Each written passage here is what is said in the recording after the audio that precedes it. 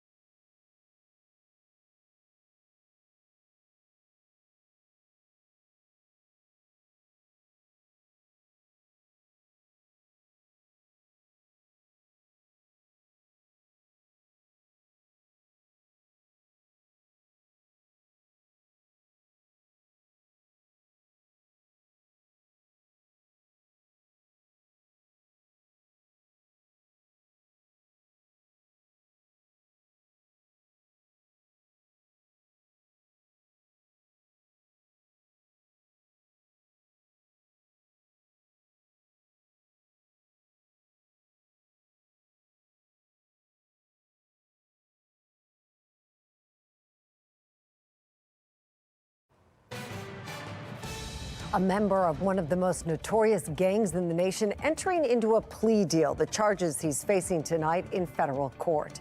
Mayor Brandon Scott holding a press conference today to talk about his crime-fighting strategy, what he's saying about last year's drop in homicides.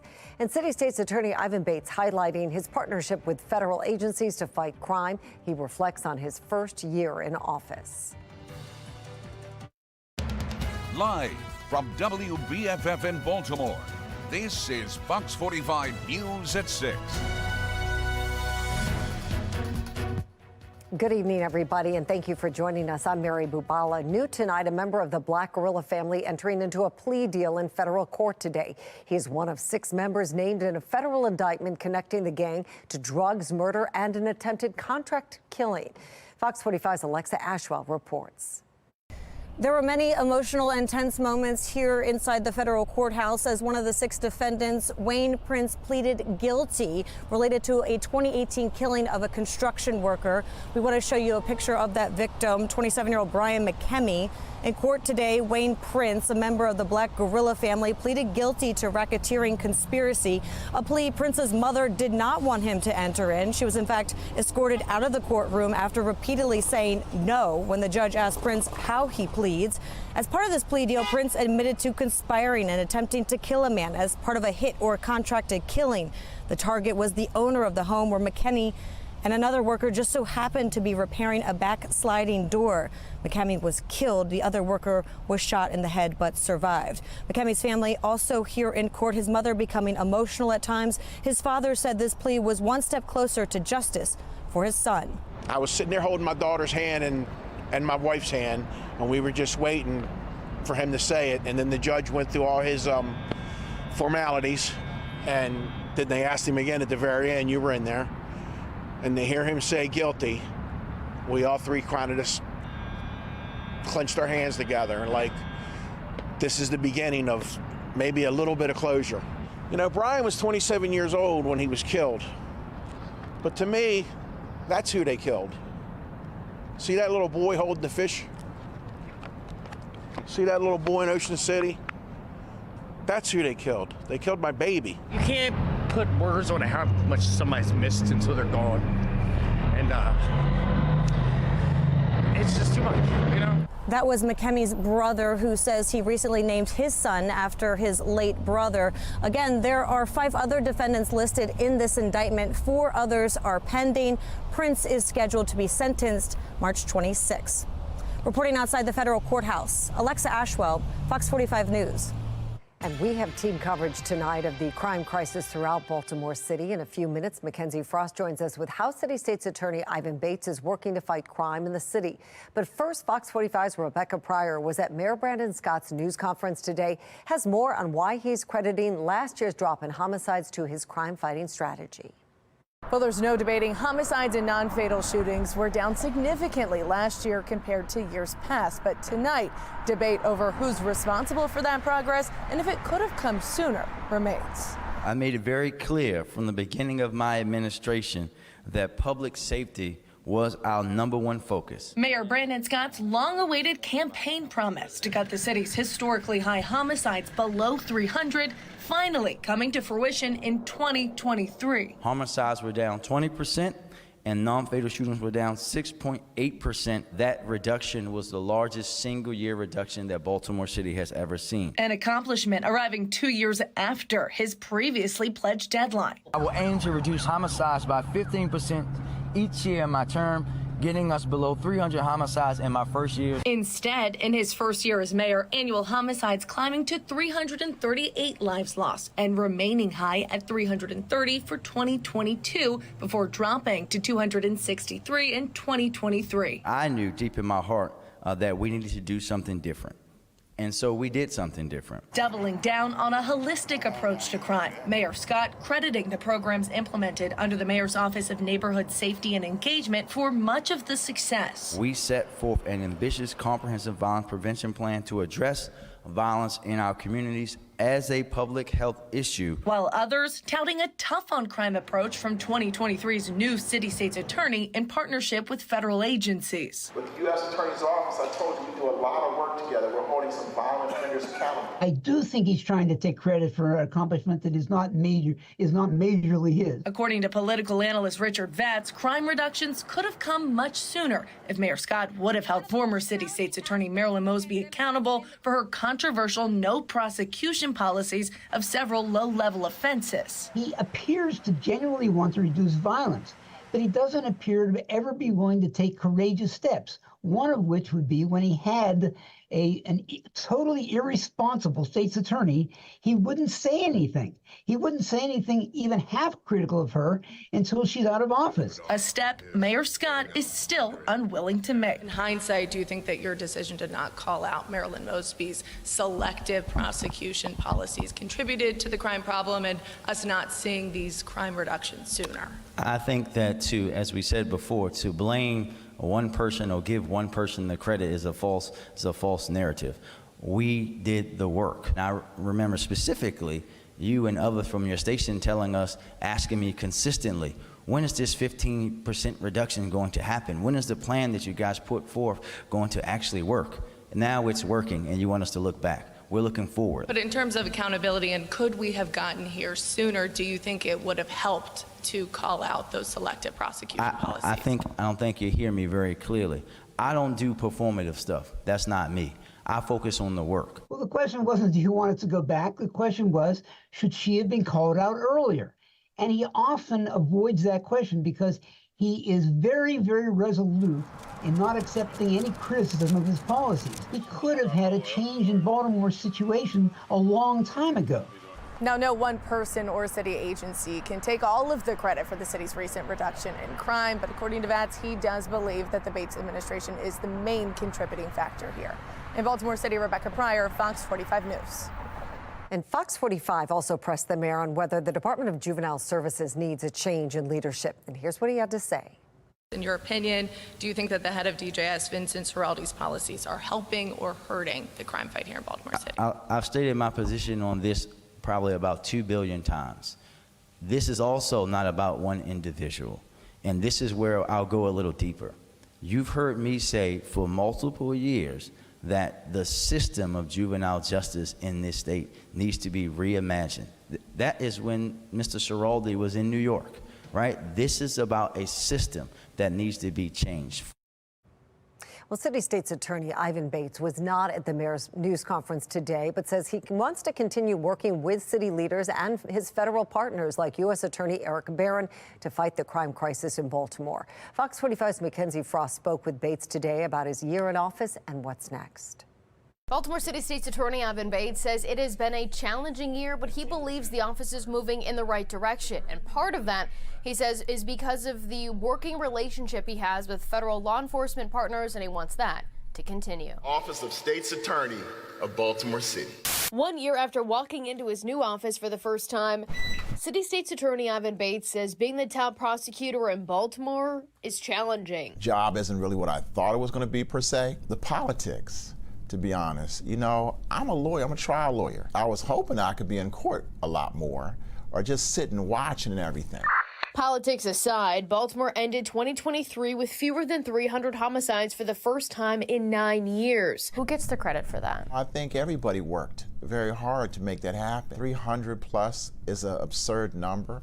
And to say we're at 250 some is still pretty bad if you ask me. But Bates is quick to point to his partnership with federal agencies like the ATF and the U.S. Attorney from Maryland, Eric Barron, who is someone Bates says he's known for decades. What we've been able to do is take our offices and say, hey, let's work together. And in 2024, Bates says he wants that partnership to continue and grow, specifically surrounding ways to bring more gun cases forward with the goal of getting illegal guns off the streets of Baltimore. A lot of the things that they're working on, if, you know, the individuals they may not all be federal, then we're here to take them on the state side. Thursday, Bates will be standing with those same federal partners to announce 2024 crime-fighting strategies. Why is it so important to stand in lockstep with the federal partners to make this announcement? Well, you know, it's important to stand with all our partners. And the mayor's not there tomorrow. No. I understand, I believe, if I'm not mistaken, the U.S. attorneys can only invite non-elected officials that, unless I'm invited because I specifically fight crime in reference to with the U.S. attorney. We have to be on that team. Those are the ones that we're doing the heavy lifting with. With the next legislative session just days from beginning, Bates is once again calling attention to how juvenile cases are handled within the Department of Juvenile Services, taking issue with the intake process and how non-attorneys are deciding when certain charges can move forward. Almost 33% of those were individuals based on our research and analysis that says these are cases that should have gone to a juvenile magistrate, and DJS should not have been allowed to make the call. That's exactly why I've been yelling, screaming, tweak this law and just say DJS does not have a say, but yet let's give it straight to the judge automatically with certain offenses. Bates says he's continuing building his relationship with DJS Secretary Vincent Schiraldi, something he says is critical to ensure everyone involved in addressing juvenile crime is on the same page. With 1 year down, a legislative agenda, and momentum building for curbing violence, Bates says he knows partnership will pave the way for a safer Baltimore. As far as I'm concerned, 2023 was last year. I got to focus on what's next. I do know this. I woke up understanding there was a murder victim already this year. So we need to focus on making sure we solve that case and finding justice for that family. With the legislative session set to begin next week, we'll be keeping track of any proposal that has to do with juvenile policy as this debate gets underway. In the newsroom, Mackenzie Frost, Fox 45 News. Well, meteorologist Jasmine Lomax is tracking our next weather maker for us with the possibility of some snowfall moving in this weekend. Jasmine? Yeah, Mary, that's right. We are getting ready for a winter weather maker this weekend, and if you have plans on Saturday, this certainly could have impacts. Now, tomorrow we stay dry with temperatures in the mid-40s, but notice the downward trend. Low 40s on Friday, and then the low 40s once again on Saturday as we get ready for that system. It's going to lead to rain and snow across the state. Now, the impacts are mainly going to occur on Saturday. However, a few flurries are possible on Sunday. Now, there is a lot of uncertainty on the track, so make sure that you are following along for the latest updates along with those snow totals. Coming up, I'll have a close look at what we're currently tracking and where we could see rain versus snow in my Weather Authority forecast. Back to you. The nation's debt hitting a new record high of $34 trillion. I'm Atra Al-Nashar with what experts say lawmakers need to do about it as they work to pass a new budget.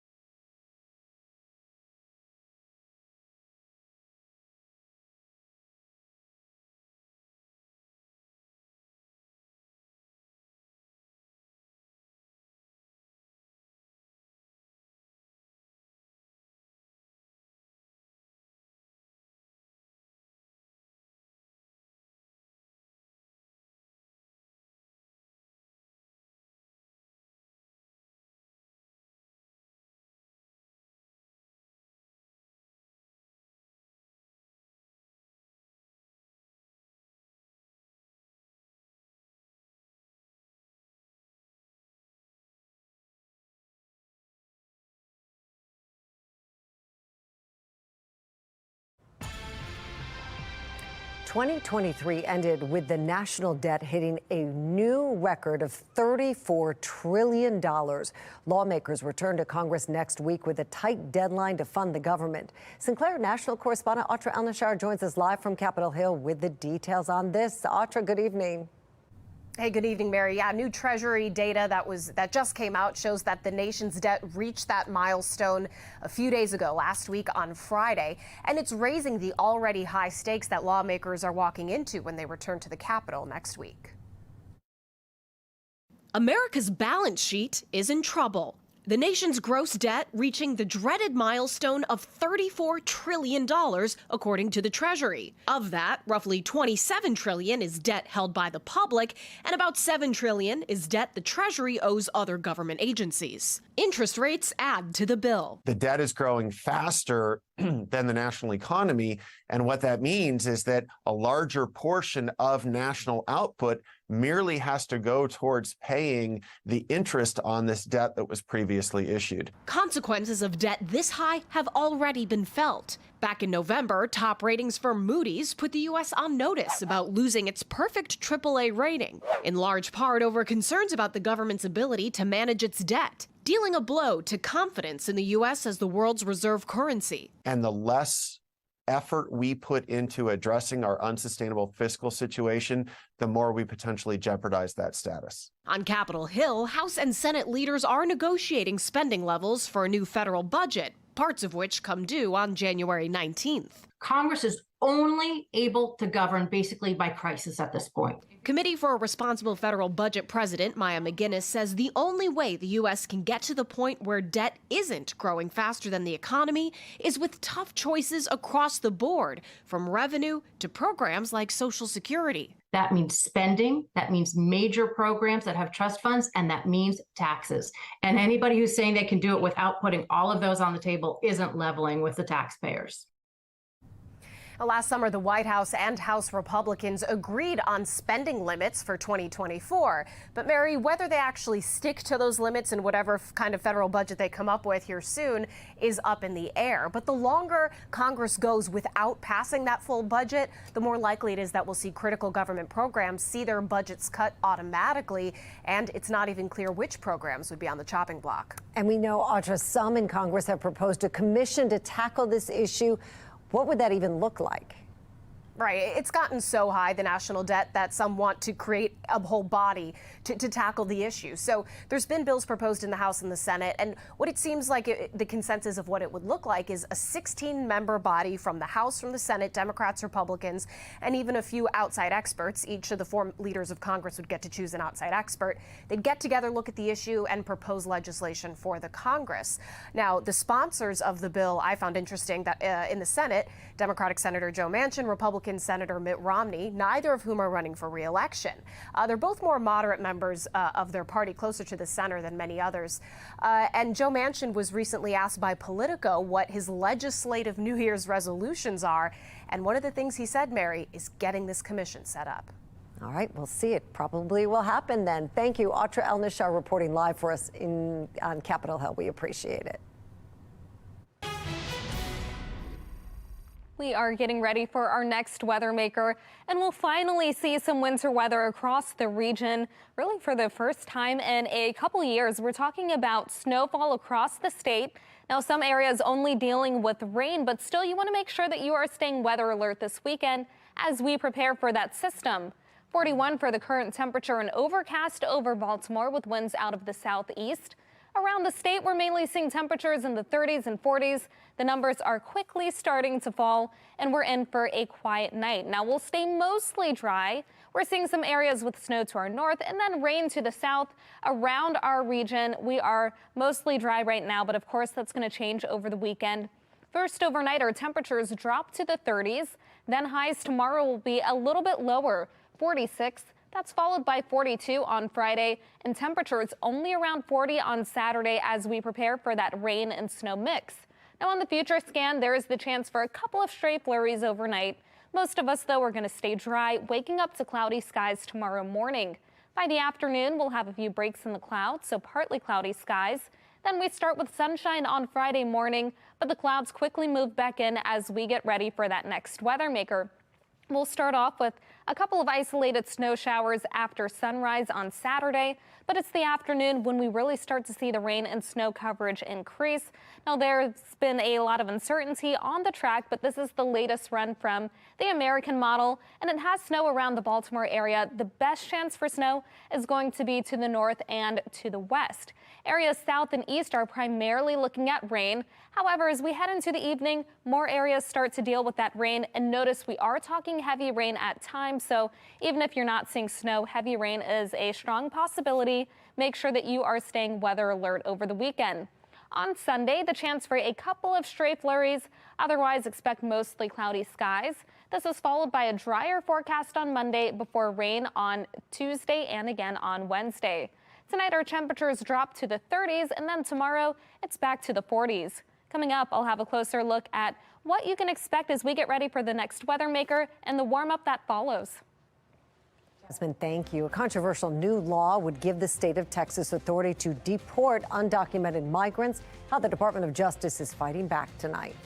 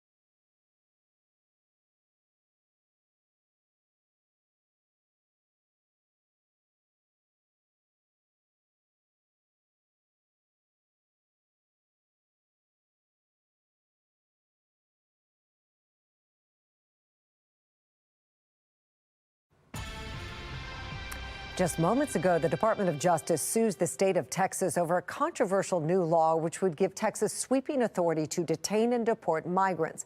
Michael Atkinson from our Sinclair sister station in Austin has the story.